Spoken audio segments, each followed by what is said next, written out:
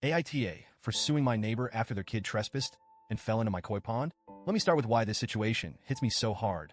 When I was a kid, my grandfather and I used to visit this botanical garden near his house. It had a gorgeous koi pond, and we'd sit there for hours feeding the fish, watching them glide through the water. He'd tell me about how koi symbolize perseverance and how they swim upstream against the current like little warriors. When my grandfather passed away, it left a huge hole in my life. I wanted something to keep his memory alive, so I decided to build my own koi pond. It took years of saving up, learning about koi care, and planning, but eventually, I created my dream pond, a Japanese-style garden right in my backyard. The pond has it all: a beautiful bridge, flowing waterfalls, and plants that complement the tranquil vibe. The koi themselves are stunning: bright orange, shimmering white, deep black.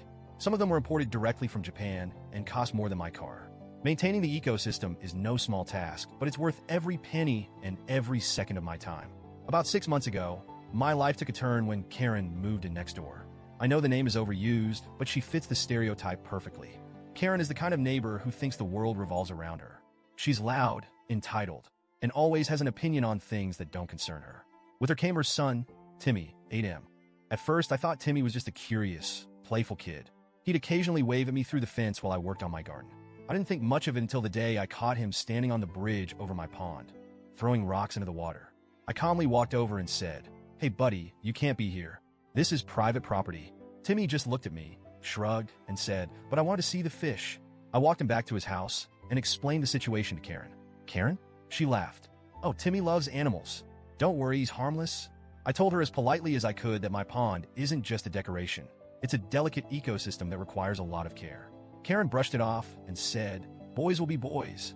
Over the next few months, this became a recurring issue. Timmy would climb over my fence, run around my yard, and try to interact with the pond. Once, I caught him dumping cereal into the water because he thought the koi would eat it. Another time, he tried to pet one of the fish by reaching into the pond.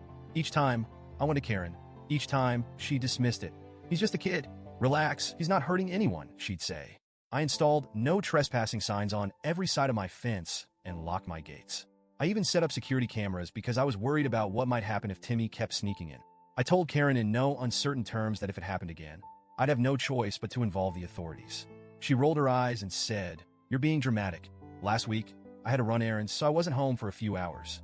While I was out, Timmy decided it was a great idea to climb my 6-foot fence again. According to Karen, he wanted to feed the fish.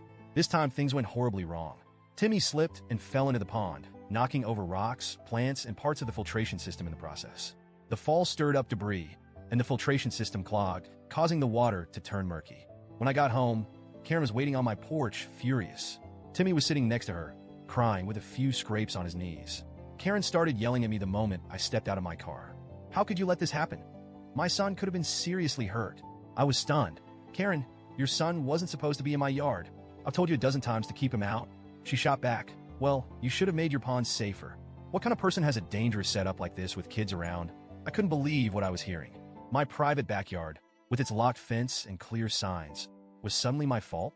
When I went to check on the pond, my heart broke. Several of my koi were floating lifelessly on the surface, stressed to death by the chaos.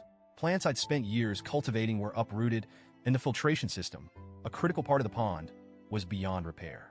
I tried explaining to Karen just how much damage her son had caused, but she wouldn't hear it. Instead, she demanded I pay for Timmy's medical bills, which, by the way, were for nothing more than a couple of Band-Aids.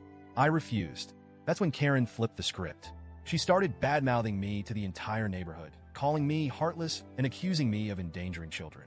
Suddenly, I was the villain for wanting to protect something I'd poured my heart and soul into. After thinking it over, I decided enough was enough. I filed a lawsuit against Karen to cover the damages.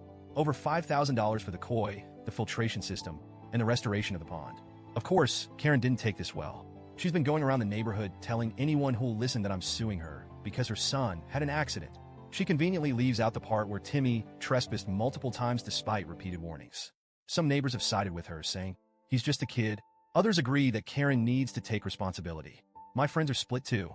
Some think I'm being too harsh, while others believe this is the only way Karen will learn to parent her child. For me, this isn't just about the money. It's about principle. My koi pond isn't just a hobby. It's a deeply personal project that represents years of hard work and a connection to my late grandfather. To have it destroyed because someone didn't want to set boundaries for their kid, it feels like a punch in the gut. I didn't want to go down the legal route, but what else could I do? Karen refuses to take responsibility, and I can't let this slide. If I let her walk all over me now, what's to stop her from letting Timmy destroy someone else's property in the future? So, Reddit, AITA for suing my neighbor after her kid trespassed and ruined something so precious to me? Or should I have let it go because, as Karen loves to say, boys will be boys?